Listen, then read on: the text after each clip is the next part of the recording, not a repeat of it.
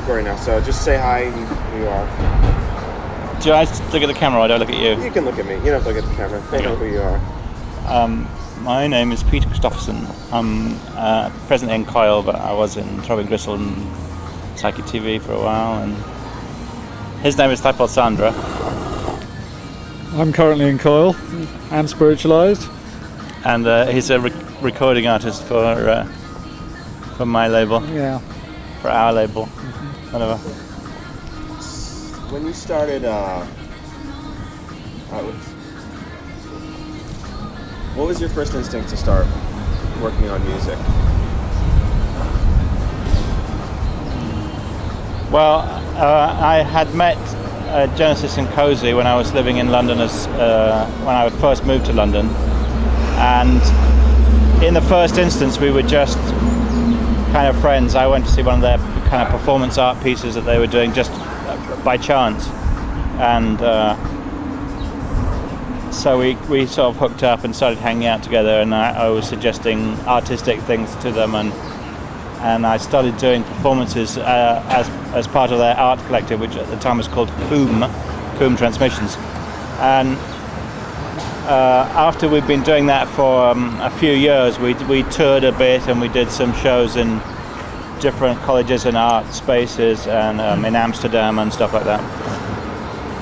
And I was getting increasingly frustrated with the fact that the audiences that we were performing to were largely kind of art establishment, art,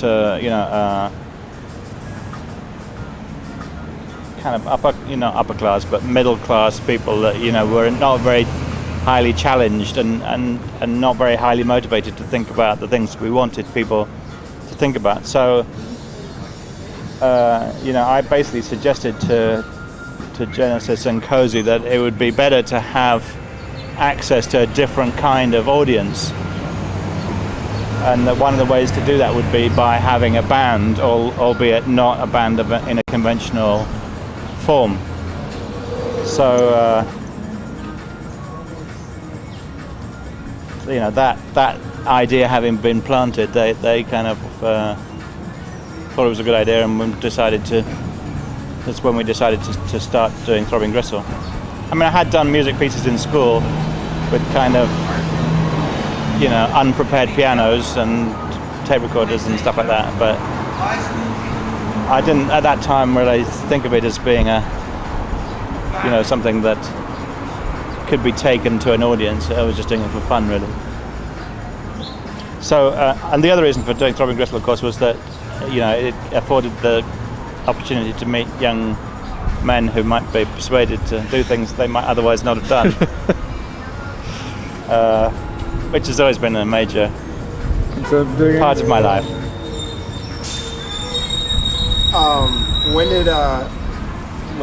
When did Chris Carter get involved, and when he got involved, was that pretty much the start of the musical? Yeah, once the idea of doing a band had come to the surface.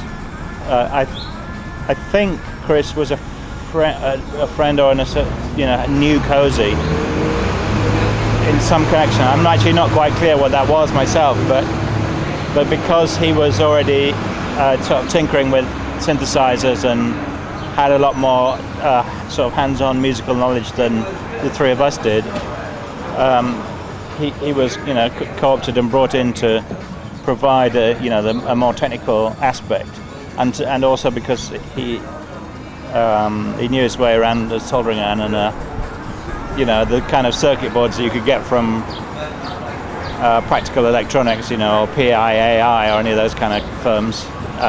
He was the perfect person to build the stuff that we were suggesting. I think mainly that I was suggesting, but because I was aware of the possibilities of technology at that time, but I didn't have the patience to actually solder resistors and all that stuff together. But after time, you were making some of your own instruments too. Yeah, we all kind of did stuff to make the sound what it was, and what was the kind of sound that was interesting to us, because we didn't really have any interest in being Amon Duel or being a band that already existed. We wanted to do something that was completely outside that, but just by doing it in a kind of musical context, it undermined people's expectations of what they were supposed to hear, and so it was possible to kind of address people's emotions and people's I don't know, subconscious, if you like, or just to address different parts of people that, because they thought they were watching a band, that you wouldn't have been able to do in an art gallery. At what point did the music sort of, was there a point when the music just went from playing around to actually thinking like more about composition and development? I haven't reached that point yet, so I'm still playing around. What sort of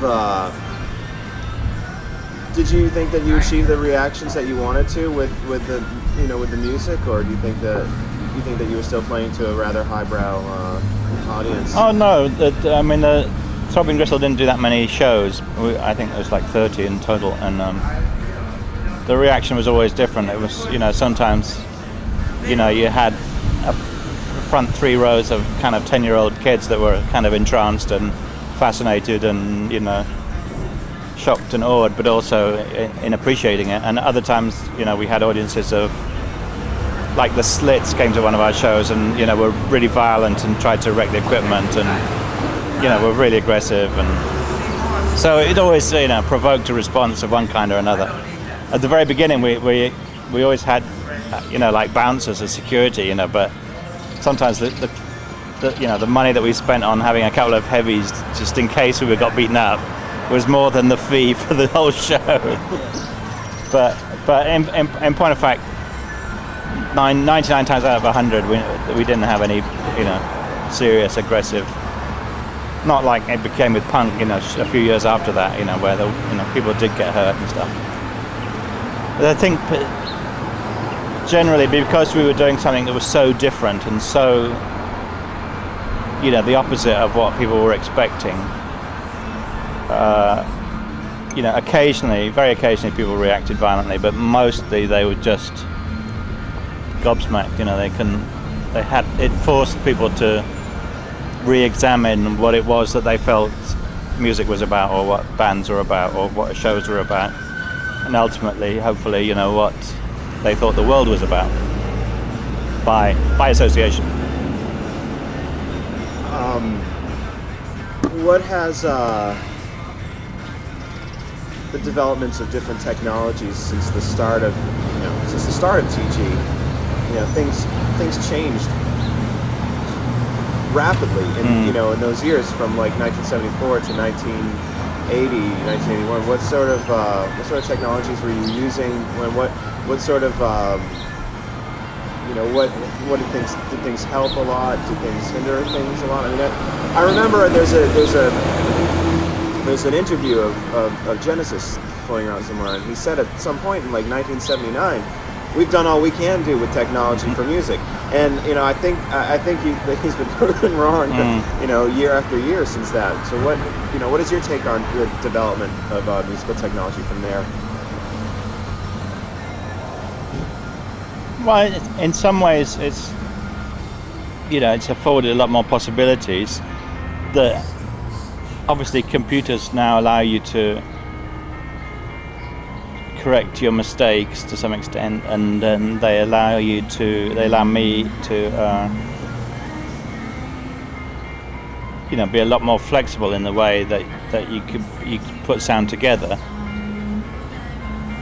But that's kind of obvious, really.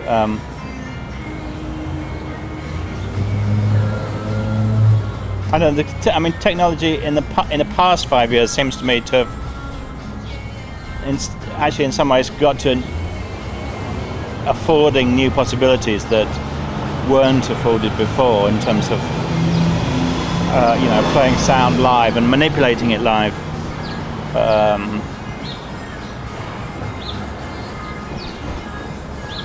But but still within a structure of sounds that already exist, like samples or whatever.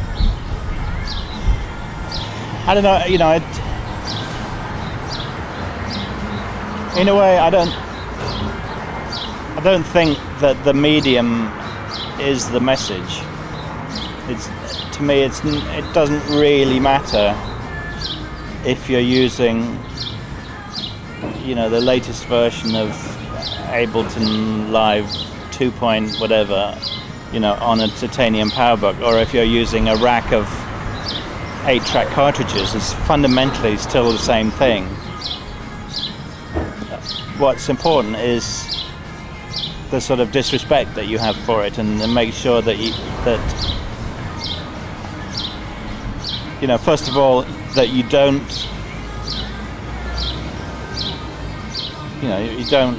come out with cliches, and also that you don't use the equipment necessarily in the way that it was designed to be used. So it's like the preset. It's like the worst invention ever. It's exactly the same way as people buy the latest synthesizer and just use numbers 1 through 50. Software or any kind of piece of hardware intrinsically, suggests a way that it should be used for convenience, and you have to try and avoid that if possible. So like if you put 4 8-track cartridge tape players in a box, that's not obviously the way they're intended to be used. And then if you hotwire the record. Actually, I didn't use 8-track cartridges. I was using cassettes, but I hotwired the heads on an automatic reverse car cassettes. They're actually 4 tracks. So you can wire them to use them like a 4-track machine. And I had a little switch box that Chris built that selected any of the 4 tracks simultaneously, or separately, or sequenced them, stepped through them, or could be played with a keyboard. So it was sort of like similar to a mellotron, but whatever was on the cassette was on, was pretty, you could have whatever you like. And it's not really that different from having, Live or Cakewalk Acid or whatever, providing a bunch of sequence, things that you can cut in or sequence. It's fundamentally the same thing, but you just have to make sure that what you're doing is, original and interesting. And in order to do that, you can't take the instructions as being the way that you ought to do it. That's one thing. And the other thing is, you have to,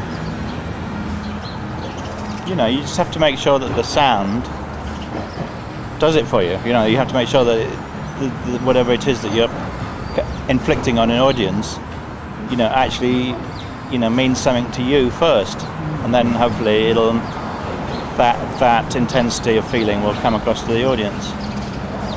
So it's kind of a long-winded answer to your question, but This is a long question.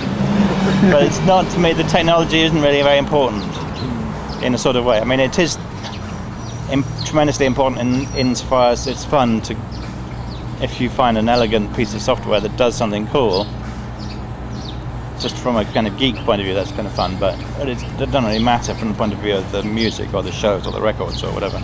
It's just a means to an end, really, isn't it?